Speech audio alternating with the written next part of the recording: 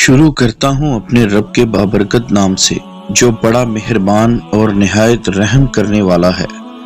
ہم اپنے رب کے لاتعداد شکر گزار ہیں کہ جس نے ہمیں محمد صلی اللہ علیہ وآلہ وسلم کی امت میں پیدا فرمایا۔ اے پروردگار، ہمارے ساتھ جڑے ہر رشتے کی حفاظت فرما، بیماروں کو شفائے کلی عطا فرما اور ہمارے رزق میں برکتیں اور رحمتیں نازل فرما، آمین یا رب العالمین۔ رمیز وائس کے تمام ناظرین کو خوش آمدید کہتے ہیں۔ یہ حضرت لوط علیہ السلام کا شہر سدوم ہے جو ملک شام میں صوبہ حمص کا ایک مشہور شہر ہے۔ حضرت لوط علیہ السلام بن ہاران بن طارق یہ حضرت ابراہیم علیہ السلام کے بھتیجے ہیں۔ یہ لوگ عراق میں شہر بابل کے باشندے تھے۔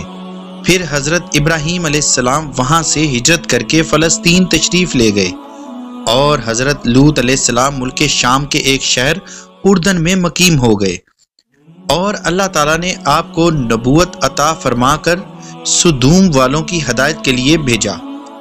شہر سدوم کی بستیاں بہت آباد اور نہایت سرسبز و شاداب تھی، اور وہاں طرح طرح کے اناج اور قسم قسم کے پھل اور میوے بکثرت پیدا ہوتے تھے۔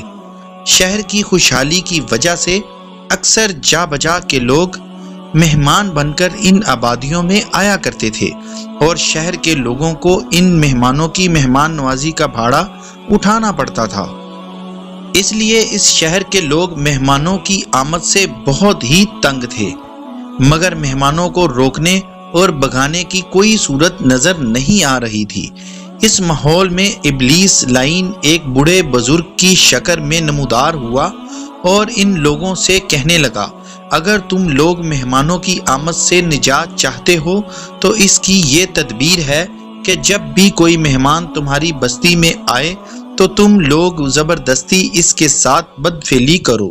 چنانچہ سب سے پہلے ابلیس خود ایک خوبصورت لڑکے کی شکل میں مہمان بن کر اس بستی میں داخل ہوا اور ان لوگوں سے خوب بدفعلی کرائی۔ اس طرح یہ فعل بد ان لوگوں نے شیطان سے سیکھا۔ پھر رفتہ رفتہ اس برے کام کے یہ لوگ اس قدر عادی ہو گئے کہ یہ اپنی عورتوں کو چھوڑ کر مردوں سے اپنی شہوت پوری کرنے لگے۔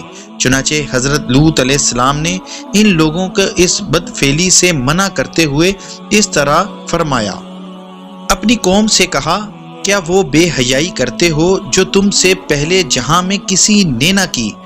تم تو مردوں کے پاس شہوت سے جاتے ہو عورتیں چھوڑ کر، بلکہ تم لوگ حد سے گزر گئے ہو۔ حضرت لوط علیہ السلام کی اس اصلاح کو سن کر قوم نے نہایت بے باکی اور انتہائی بے حیائی کے ساتھ کیا کہا، اس کو قرآن کی زبان میں سنیے گا۔ اور اس کی قوم کا کچھ جواب نہ تھا مگر یہی کہنا تھا کہ ان کو اپنی بستی سے نکال دو، یہ لوگ تو پاکیزگی چاہتے ہیں۔ جب قوم لوط کی سرکشی اور بدفعلی قابل ہدایت نہ رہی تو اللہ کا عذاب آ گیا۔ چنانچہ حضرت جبرائیل علیہ السلام چند فرشتوں کے ہمراہ لے کر آسمان سے اترے۔ پھر یہ فرشتے مہمان بن کر حضرت لوط علیہ السلام کے پاس پہنچے، اور یہ سب فرشتے بہت ہی حسین اور خوبصورت لڑکوں کی شکل میں تھے۔ ان مہمانوں کے حسن و جمال کو دیکھ کر قوم کی بدکاری کا خیال کر کے حضرت لوط علیہ السلام بہت فکر مند تھے۔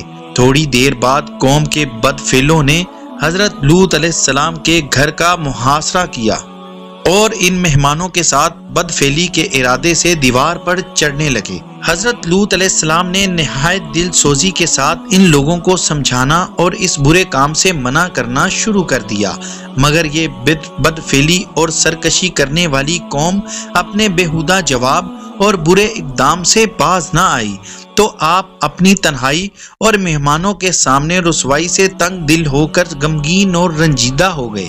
یہ منظر دیکھ کر حضرت جبرائیل علیہ السلام نے فرمایا کہ اے اللہ عز و جل کے نبی، آپ بالکل کوئی فکر نہ کریں، ہم لوگ اللہ تعالیٰ کے بھیجے ہوئے فرشتے ہیں جو ان بدکاروں پر عذاب لے کر اترے ہیں، لہٰذا آپ مومنین اور اپنے اہل و عیال کو ساتھ لے کر صبح ہونے سے قبل ہی اس بستی سے دور نکل جائیں، اور خبردار کوئی شخص پیچھے مڑ کر اس بستی کی طرف نہ دیکھے ورنہ وہ بھی اس عذاب میں گرفتار ہو جائے گا۔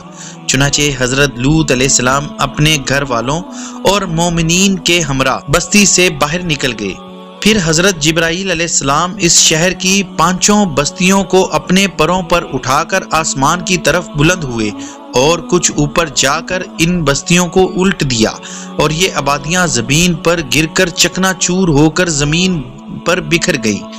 پھر کنکر کے پتھروں کا مینا برسا اور اس زور سے سنگ باری ہوئی کہ قوم لوط کے تمام لوگ مر گئے اور ان کی لاشیں بھی ٹکڑے ٹکڑے ہو کر بکھر گئیں۔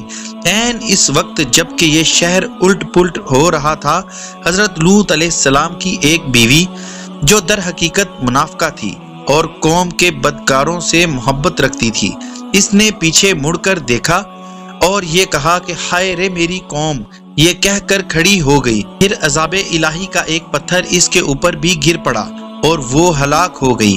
چنانچہ قرآن مجید میں حق تعالیٰ کا ارشاد پاک ہے کہ تو ہم نے اسے اور اس کے گھر والوں کو نجات دی، مگر اس کی عورت وہ رہ جانے والوں میں ہوئی، اور ہم نے ان پر وہ ایک مینا برسایا تو دیکھا کیسا انجام ہوا مجرموں کا۔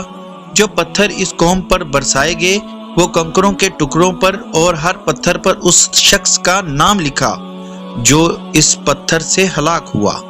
اس واقعے سے معلوم ہوا کہ حضرت لوط علیہ السلام کی قوم کس قدر شدید اور ہولناک گناہ کبیرہ میں مبتلا تھی۔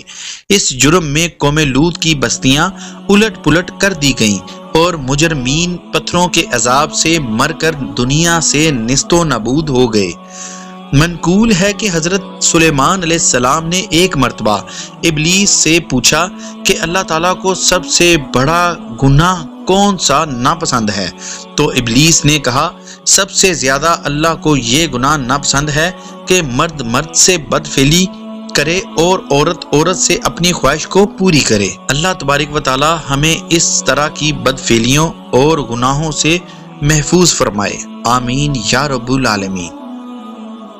مزید اسلامی ویڈیو دیکھنے کے لیے ہمارے چینل کو سبسکرائب کریں، ویڈیو کو لائک کریں اور کمنٹ باکس میں بتائیں کہ آپ کیسی ویڈیو دیکھنا پسند کرتے ہیں۔ شکریہ۔